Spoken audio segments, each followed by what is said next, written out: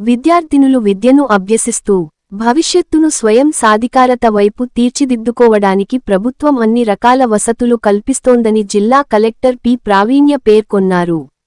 గురువారం సంగారెడ్డి ప్రభుత్వ మహిళా డిగ్రీ కళాశాలను సందర్శించారు. కళాశాల ప్రాంగణంలో నిర్వహిస్తున్న వెనుకబడిన తరగతుల సంక్షేమ శాఖ బాలికల వసతి గృహాన్ని కూడా కలెక్టర్ తనిఖీ చేశారు. ఈ సందర్భంగా జిల్లా కలెక్టర్ విద్యార్థులతో నేరుగా మాట్లాడారు. చదువుతోనే మహిళలకు భవిష్యత్తు, భద్రత అని అన్నారు. వసతి గృహంలో సౌకర్యాలు ఎలా ఉన్నాయని విద్యార్థినులను అడిగి తెలుసుకున్నారు. విద్యార్థుల హాజరును పరిశీలించిన కలెక్టర్, తరగతుల నిర్వహణ పద్ధతులు, అధ్యాపకుల వివరాలు ఆరా తీశారు.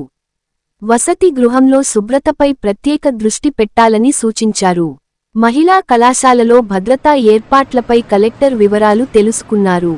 రాత్రివేళ భద్రతా సిబ్బందిని అప్రమత్తంగా ఉంచాలని, సీసీ కెమెరాలు పూర్తిస్థాయిలో ఉన్నాయా అని ప్రశ్నించారు. సీజనల్ వ్యాధుల బారిన పడకుండా ముందు జాగ్రత్త చర్యలు తీసుకోవాలని అన్నారు. విద్యార్థుల ఆరోగ్యంపై ప్రత్యేక శ్రద్ధ చూపాలని వసతిగృహ అధికారులకు జిల్లా కలెక్టర్ ప్రావీణ్య సూచించారు.